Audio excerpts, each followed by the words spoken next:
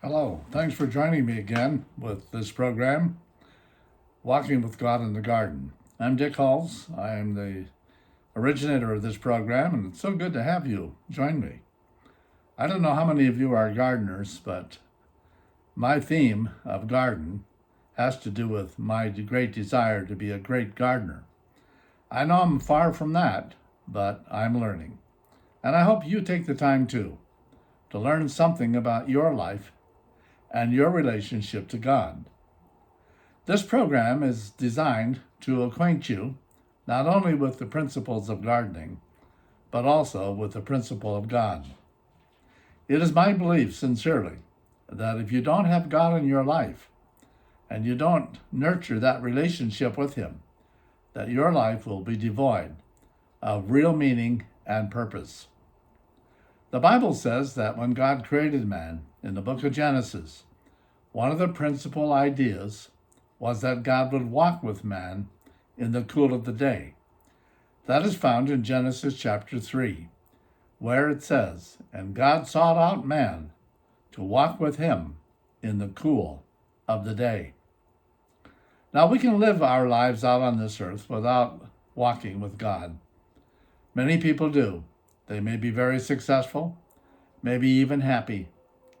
But the point is that we are creatures with a spiritual dimension. We might have the physical, and it can be a wonderful experience. Even mentally, as you have noticed in my background here, there are many books. And I continue to read, probably as much as a book a month, so that I can keep up with what's going on in the world.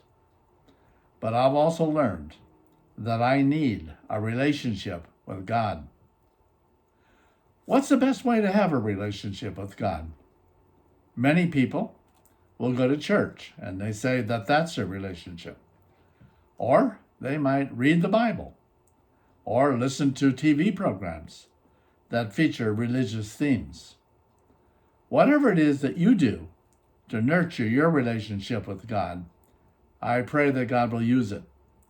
But if you don't have any program that will help you develop your life with God, then I encourage you.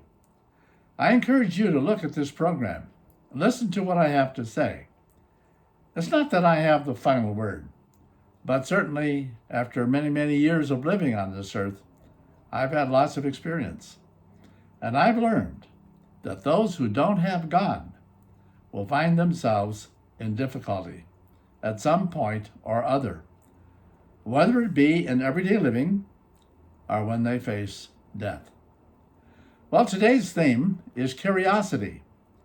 Many of you probably have heard the theme, "Curiosity kills the cat."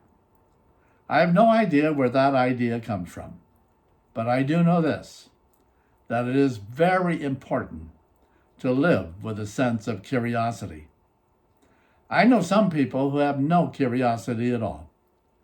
They live each day as if it's just the experience of living. But when things of an unusual nature happen, and they have to ask some questions, some of these people just bypass them. They just keep on living their lives in a casual, rather mundane way. But I've also learned people who are curious get further ahead. As a gardener, I have become very curious. I'm in my garden every day, and I'm looking to see how things are growing. One of the things I've noticed is that some plants don't grow as well as others. I'm curious as to why that is true. For instance, right now, I've noticed that my tomatoes are not doing as well as I would like them to. I also have peppers. They also mystify me in terms of their development. And I have sweet corn. I have planted some corn, and it does not seem to be emerging. So I'm curious as to why. In my curiosity, I can pursue a number of things. One thing is the soil. What's wrong with the soil?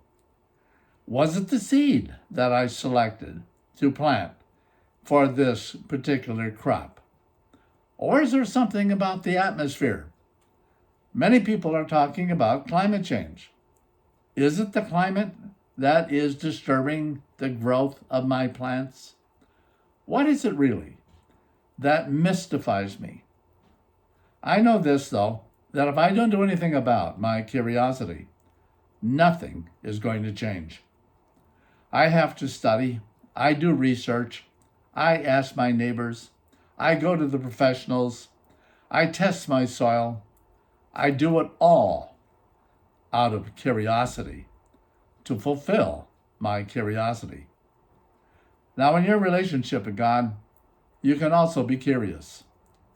I want to read today about Moses. Moses was what we call everyday guy. He had an unusual position in Pharaoh's court long ago. That would be about almost 3,000 years ago. But Moses is the principal figure of the Bible.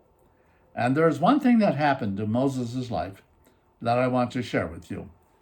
And it is found in the book of Exodus, the 3rd chapter. Now Moses was tending the flock of Jethro, his father-in-law, the priest of Midian. And he led the flock to the far side of the desert and came to Horeb, the mountain of God.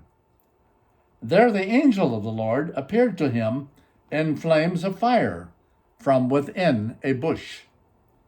Moses saw that though the bush was on fire, it did not burn up.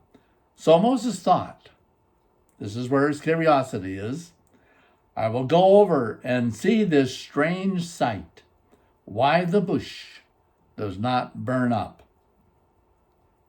When the Lord saw that he had gone over to look, God called to him from within the bush, Moses, Moses.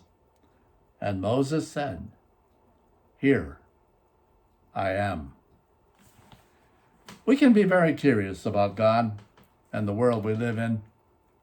We can wonder about diseases, about sickness, about death, why this person has this experience and why that person has that, why some are rich and others are poor, why we have all kinds of issues and problems that we live with every day, and why the world is the way it is.